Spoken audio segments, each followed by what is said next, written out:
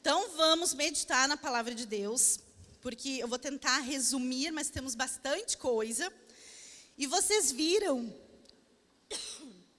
que nós falamos sobre não voltar para o lugar de onde Jesus nos resgatou, ou de onde Jesus nos tirou. E muitas vezes, quando nós estamos vivendo a palavra de Deus, vivendo na igreja, buscando ao Senhor, servindo, nós nos acomodamos, nós entramos numa zona de conforto e às vezes não nos damos conta que precisamos sair de alguns lugares e não retornar para esses mesmos. E assim Jesus vai agir de uma forma diferente. Nós até colocamos uma imagem de uma mulher olhando para trás, porque essa é a ideia que nós queremos passar hoje. Não olhe para trás. Deixe as coisas que ficaram para trás, assim como a palavra diz. Eis que tudo se faz novo. O Senhor quer um novo tempo para vocês. O Senhor quer uma nova chance, uma nova oportunidade, um novo crescimento. Quem está aqui querendo o novo de Deus? Amém, aleluia. Em nome de Jesus, quem não tem esse desejo, que ore para que o Senhor consiga manifestar e cultivar no seu coração. Então, vamos abrir as nossas Bíblias lá em Marcos, capítulo 8, a partir do versículo 22.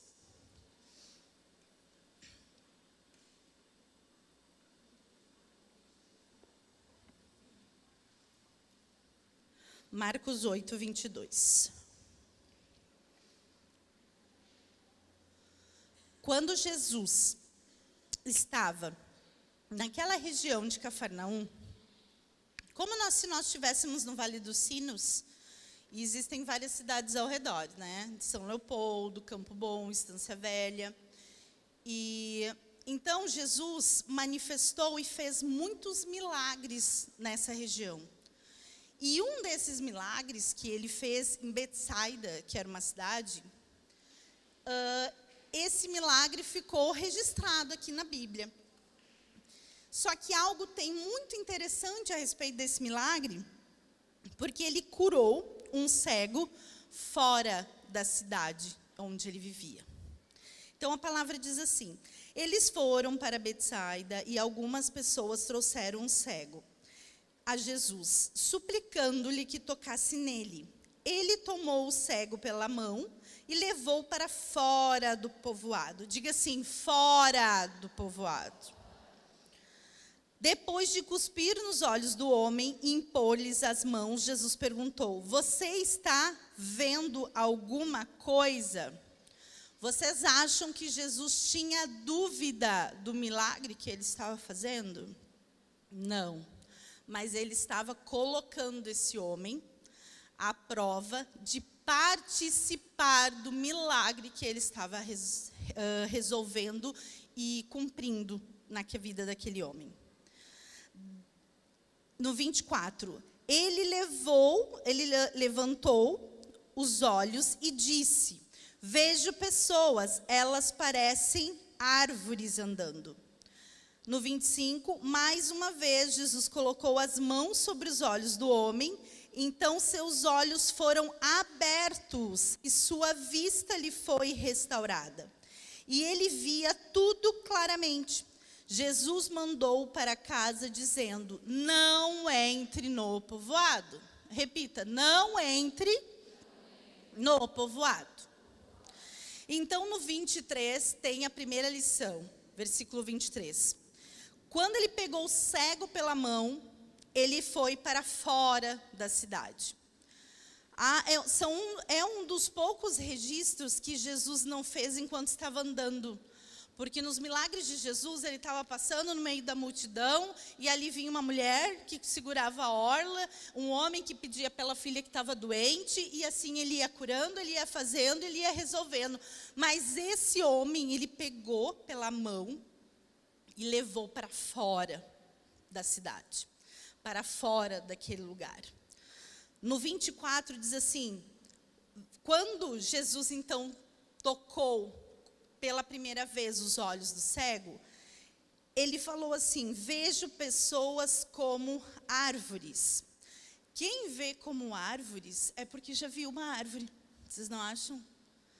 Se ele fosse cego de nascença, ele não teria ideia de como eram árvores. Vocês não acham?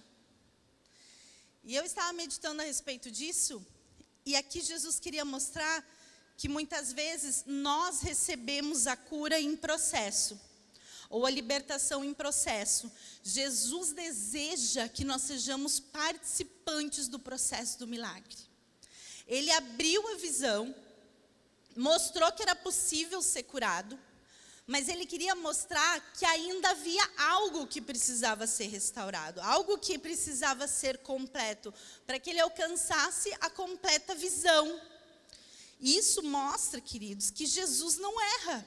Nós achamos que Jesus erra na cura, que ele errou nessa cura. Muitas vezes quando a gente ora e olha essas passagens, nos perguntamos, mas o que Jesus quis fazer aqui? Não era simplesmente possível curar ele dentro da cidade?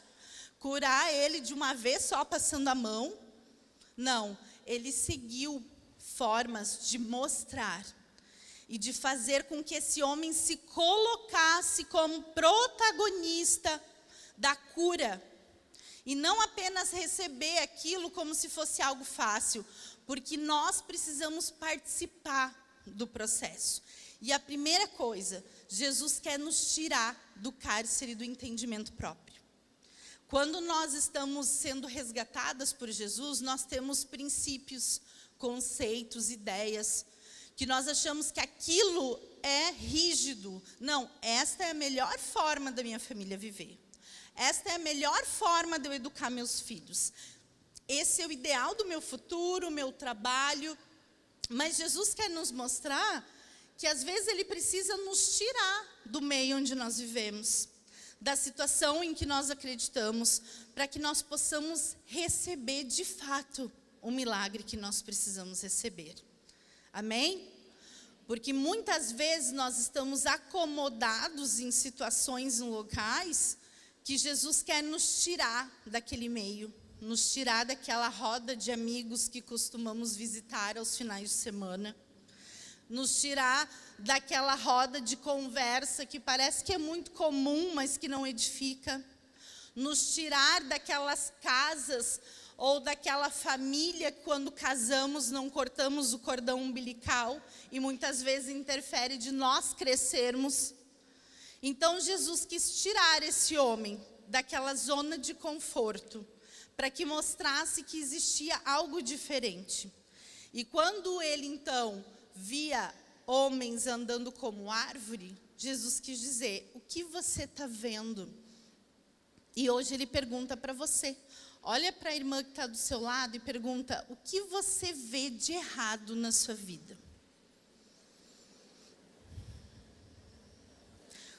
Qual é o quadro atual da sua história?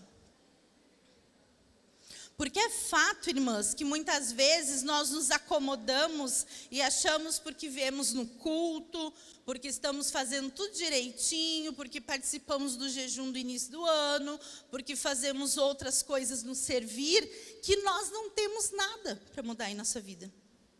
Que a nossa vida está boa assim como é. Então Jesus quis mostrar a esse homem que ele precisa sair. Ei, sai daí desse lugar.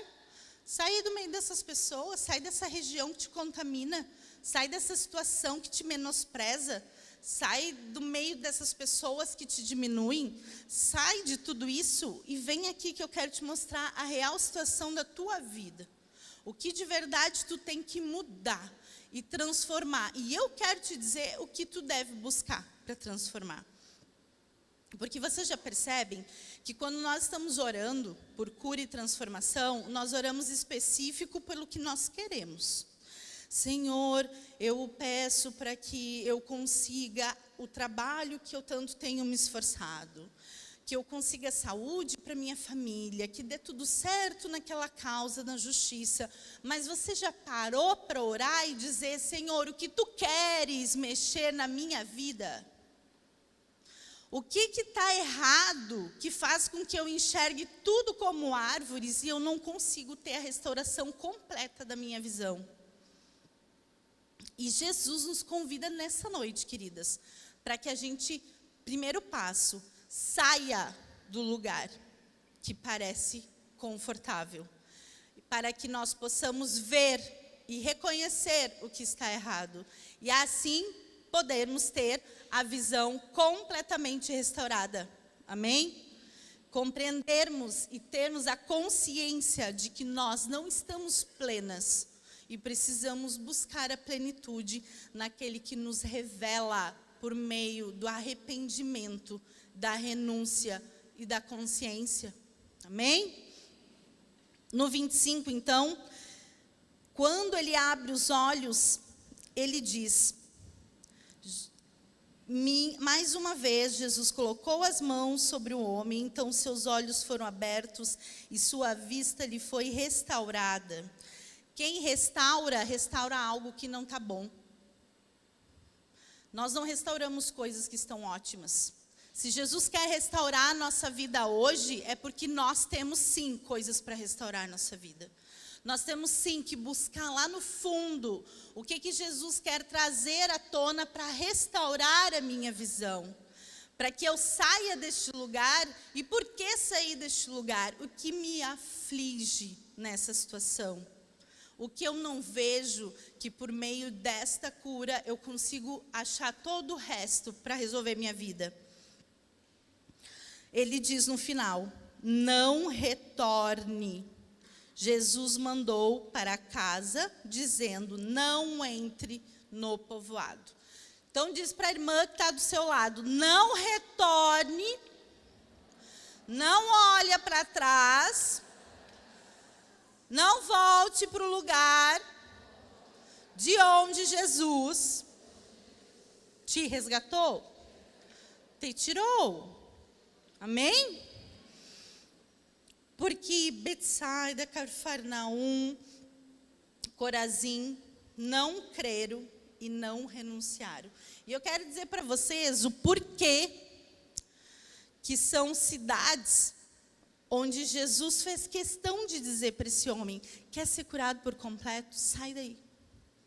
Não te contamina, não volta para de onde você saiu. Então vocês vão voltar comigo agora em Mateus.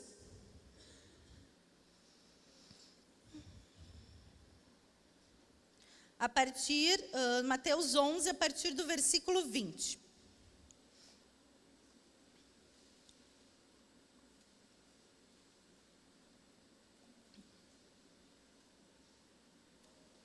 Vocês estão me acompanhando? Amém? Estão entendendo?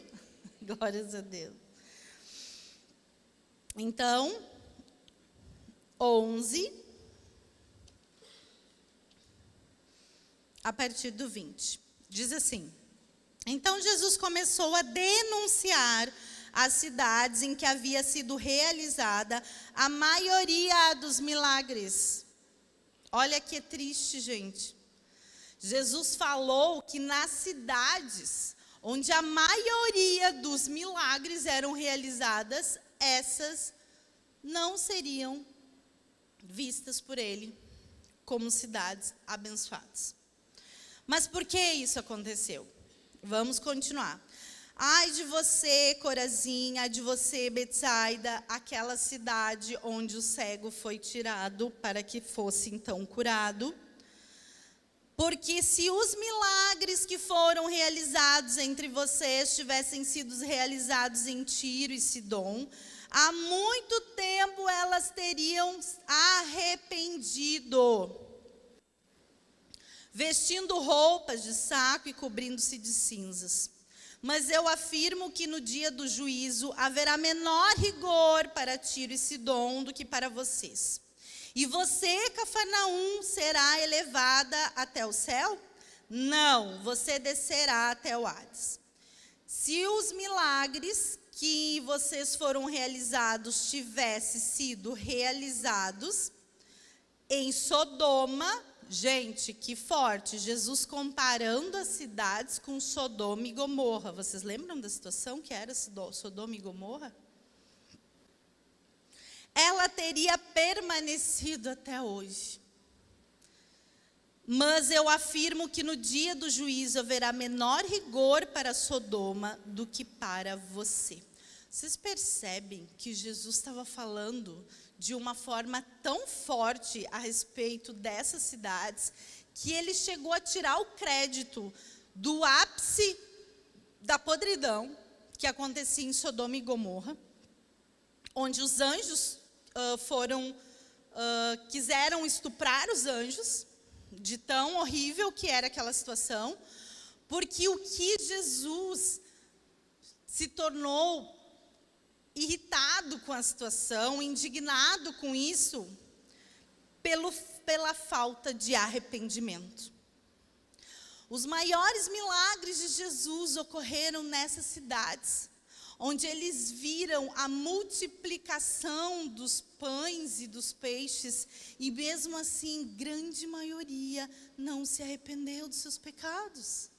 Grande maioria não quis se converter, grande maioria não quis deixar o passado, e o que fazia de errado, e o que parecia comum e confortável, e que não poderia continuar. Veja que ele compara essas cidades com Sodoma, porque não existe pecadinho e pecadão para Deus. Existe a falta de arrependimento diante da bênção que era ter o Deus vivo na presença deles. E algo muito interessante é porque o arrependimento, que diz aqui, vindo do grego, significa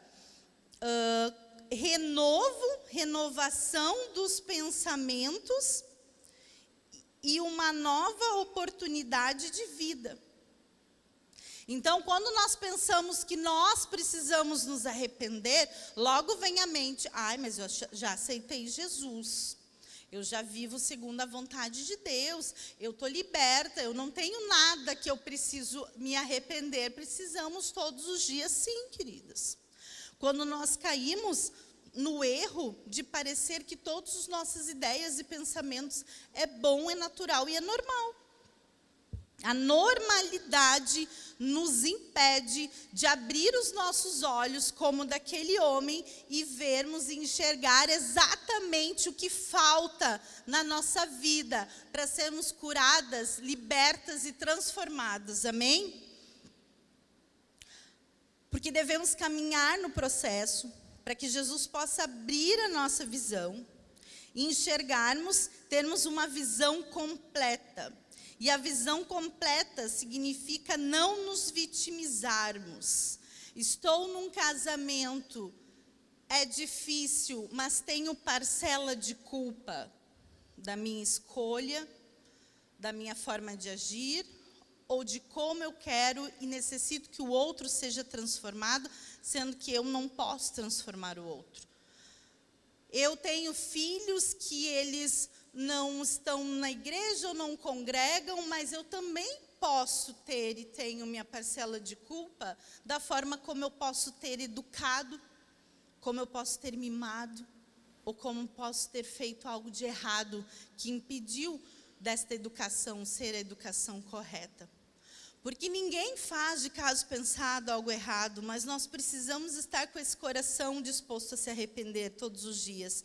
O que eu tenho como parcela de culpa para que a minha vida não esteja bem, porque eu não estou entrando no meu processo de quando Jesus me tira da situação e quer que eu enxergue de fora, para que eu veja o que está acontecendo, então eu possa me arrepender e ser transformada. E é isso que Jesus fala aqui nesta palavra, que quando nós nos arrependemos, quando nós renunciamos a nós mesmos, nosso próprio entendimento, ele nos abre a visão e permite com que aquilo que a gente está vivendo possa se transformar na chave para a saída e a solução dos nossos problemas, pela fé.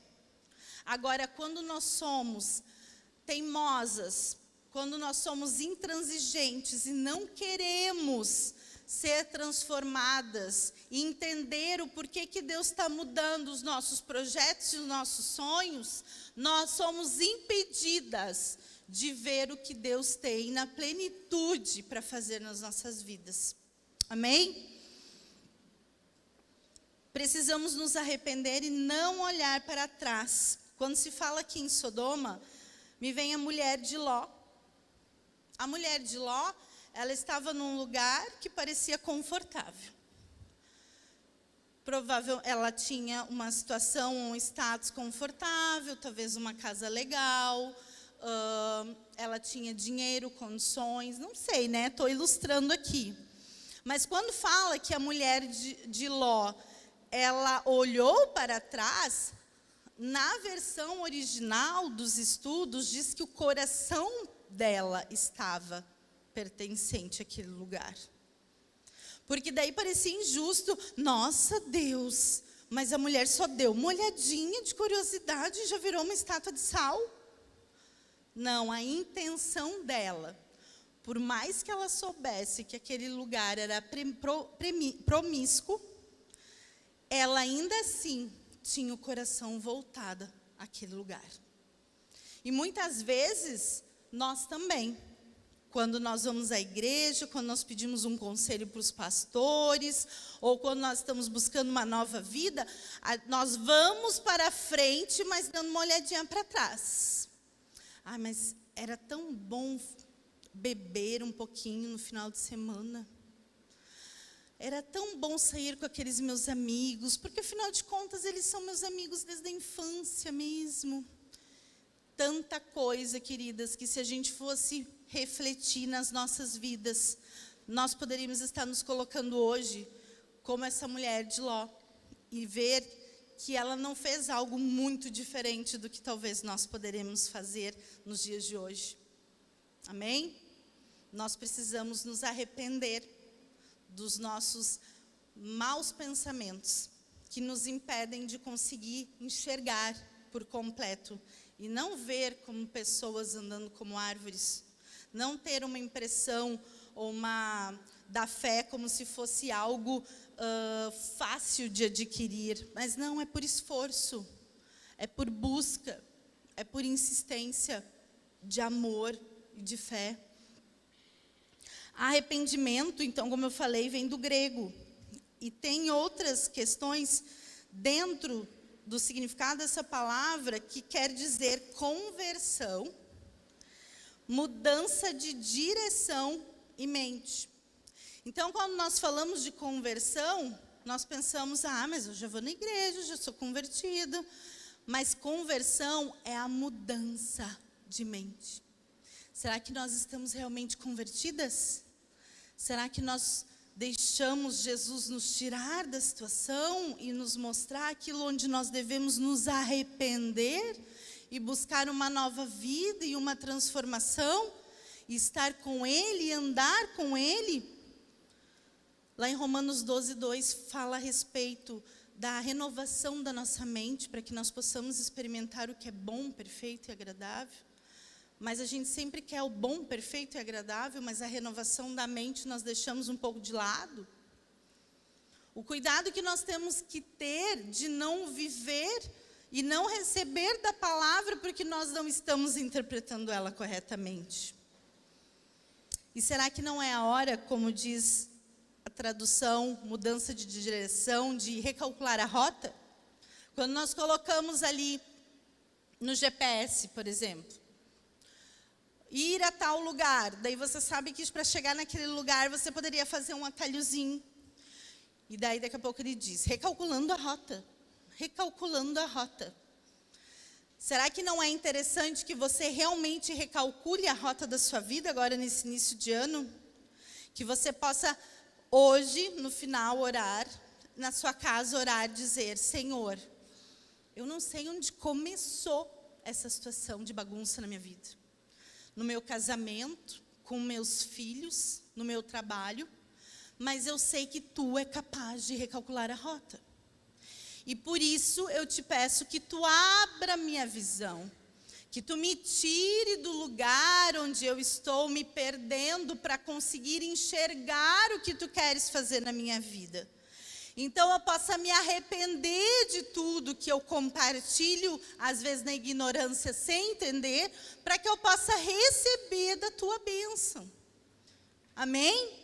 E receber da Tua clareza, da nitidez do que tu queres me dizer.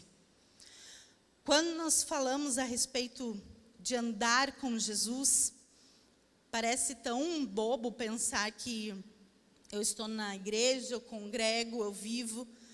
Mas na época de Jesus, houve um tempo onde os discípulos e as pessoas conviviam com Jesus e também não davam valor ao mestre que estava ali. E não reconheceram a presença dele durante a vida e durante a caminhada. Então, vamos lá comigo, esse é o último texto, e que nós vamos então estar fechando esse nosso pensamento de reflexão. Onde foi que eu caí, Senhor? E que eu olho para trás e não consigo continuar. Vão comigo ali em Lucas, capítulo 24, a partir do versículo 13.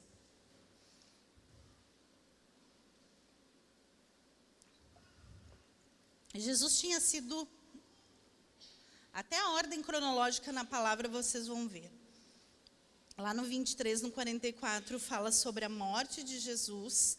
Depois, no 50, o sepultamento de Jesus. No capítulo 24, inicia com a ressurreição. Então, versículo 13, começa então uma conversa e um diálogo de pessoas que estavam perdidas no meio do caminho, que é o caminho de Emaús. E vocês já devem ter ouvido essa passagem.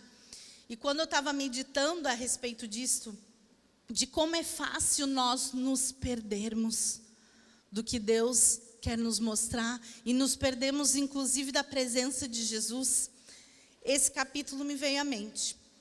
Então, lá no versículo 13 diz assim: naquele mesmo dia, 2 deles estavam indo para um povoado chamado Emaús, e a 11 quilômetros de Jerusalém. No caminho, conversavam a respeito de tudo que havia acontecido, da morte de Cristo, de todo o processo ali de ser chicoteado, de ser injuriado, mas também das bênçãos e de tudo que eles viveram. Havia ali um clima de comoção e de tristeza. Então, no 15 diz assim: enquanto conversavam e discutiam, o próprio Jesus se aproximou e começou a caminhar com eles, mas os olhos deles foram impedidos de reconhecê-lo. Fala para ir para a irmã do seu lado, muitas vezes os seus olhos não reconhecerão Jesus agindo na sua vida. Nós não vamos reconhecer, porque caímos talvez na normalidade, caímos na facilitação, ou porque estamos tão sofridas e tristes ou amarguradas, que nós não conseguimos ver que Jesus está agindo em meio a tudo aquilo. E ali estava Jesus, até que ele disse no 17, sobre o que vocês estão discutindo enquanto caminham? Gente, Jesus perguntou para eles o que eles discutiam, e eles não reconheceram o mestre.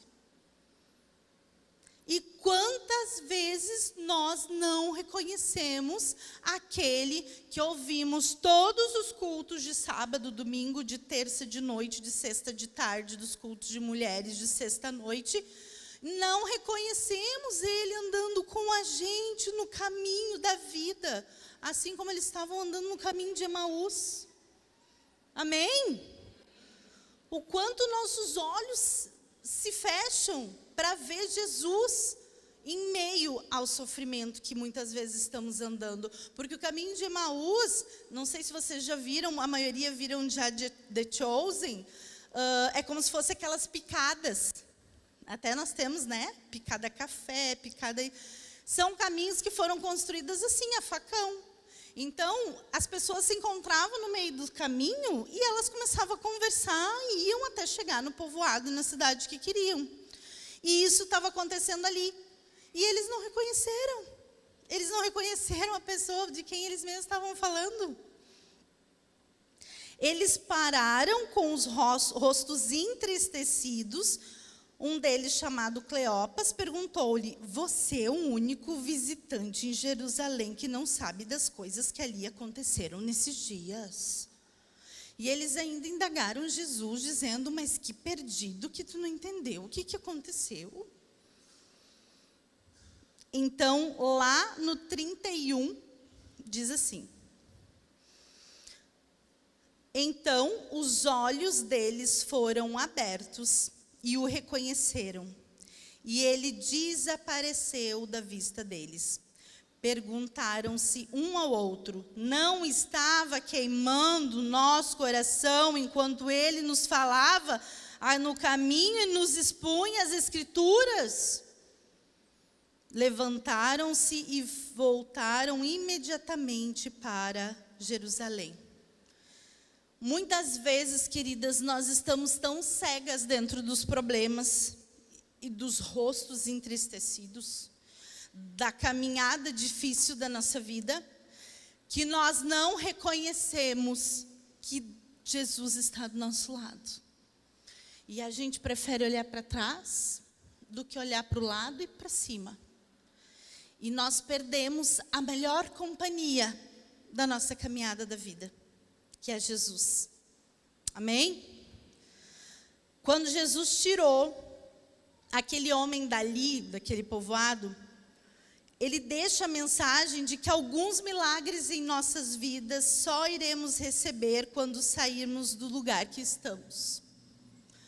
Algumas coisas nós não vamos receber enquanto nós não sairmos de algumas situações em que estamos.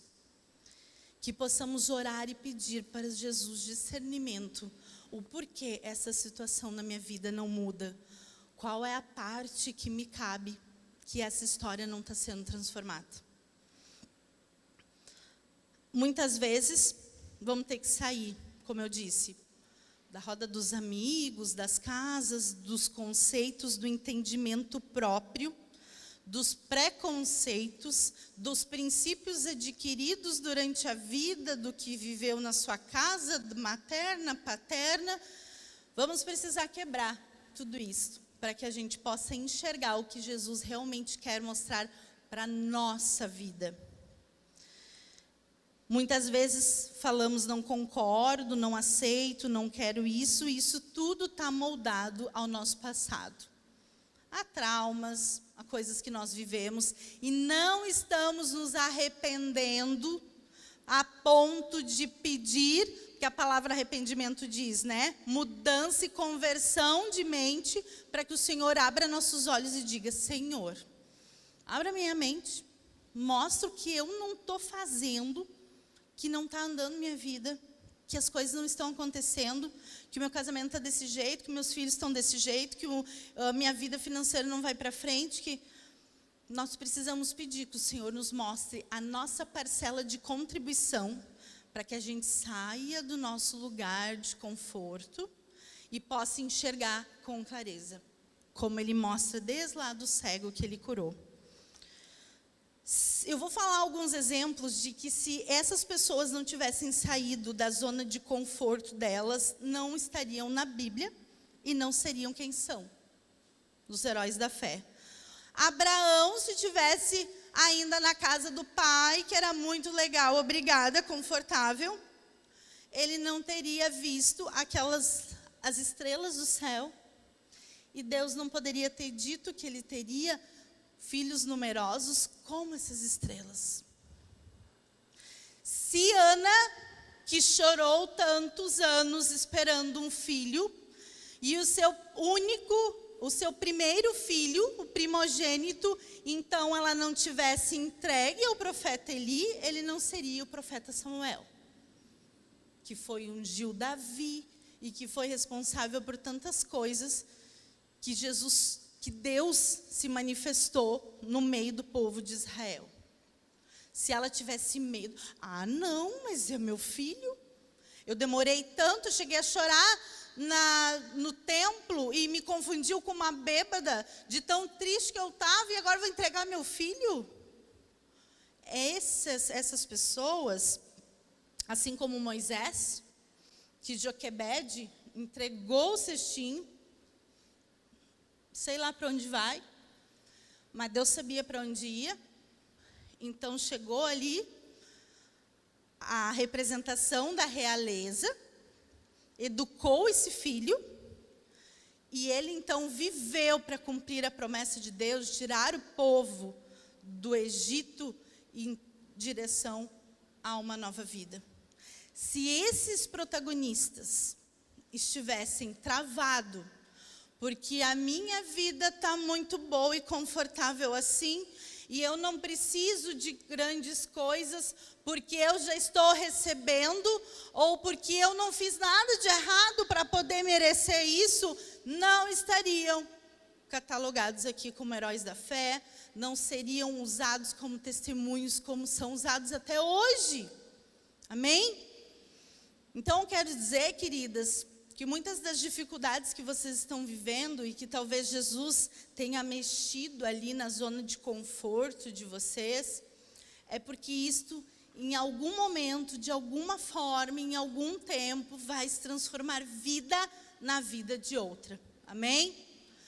Da sua mãe, da sua tia, não sei de quem, mas vai transformar em vida, porque Jesus, ele consegue transformar o processo em algo tão mais poderoso do que o próprio resultado final. Ele valoriza os processos, porque ali a cura, a transformação, o arrependimento, a renúncia.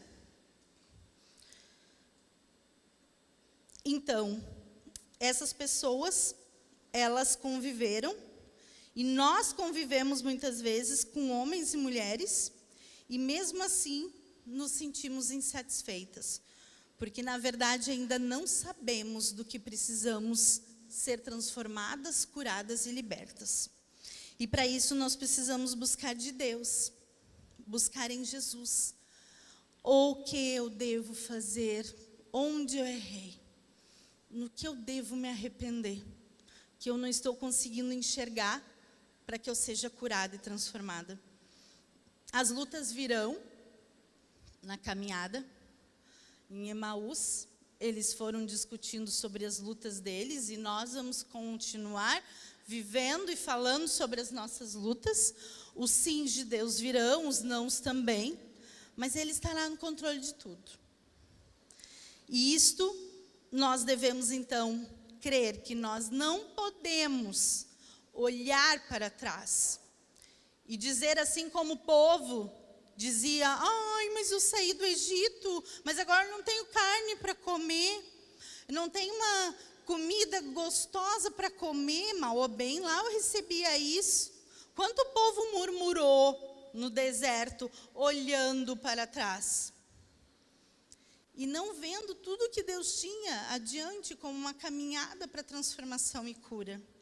Que nós possamos fazer diferente do povo de Israel, que nós possamos olhar para frente e do lado, e grudar em Jesus, e dizer: Senhor, eu não entendo, eu não sei o que está acontecendo, eu não sei porque disso, como foi que aconteceu, mas eu quero ir até chegar ao meu destino final. Amém? Que é a minha cura, a minha salvação, a minha libertação, a transformação da minha vida, a realização que a tua cruz permitiu para que eu tivesse. Que nós possamos então deixar de olhar para trás, olhar para frente e prestar atenção, como a palavra diz, que o coração daqueles homens ardiam enquanto Jesus falava. Que nós não venhamos a perder o arder do Espírito Santo em nossos corações. Que nós não rejeitemos e voltemos. A única coisa que nós olhamos para trás é para o primeiro amor, de quando nós logo aceitamos Jesus e somos curadas e transformadas, e como nós nos animamos e como nós fazemos coisas para Jesus, que nós possamos então apenas isso, mas o resto, olhar e andar com aquele que está nos acompanhando no caminho, e que muitas vezes nós não enxergamos, porque nós não saímos do lugar de onde Jesus quis nos tirar e nos tirou um dia, mas que nós ainda teimamos em voltar. Assim como aquele cego em Betsaida, Jesus abriu os olhos e ele enxergou. O coração daqueles homens queimavam em Emaús, e que o nosso coração também possa estar queimando por mais Jesus. Amém? Que nós possamos olhar para frente, que nós possamos pegar na mão daquele que já nos acompanha do nosso lado, em dias de dificuldade, durante as lutas, que não fiquemos pensando por quê ou para quê, mas que cremos somente e Ele vai estar nos guiando e, como eu disse, Ele vai estar nos mandando até o nosso destino final. Que nós possamos seguir até o final do processo, até o final da história que Jesus tem para as nossas vidas, e que assim como todos os heróis da fé, nós possamos testemunhar para as nossas famílias, para os nossos amigos, para pessoas que não conhecem Jesus, o quanto valeu a pena continuar perseverando nesse caminho.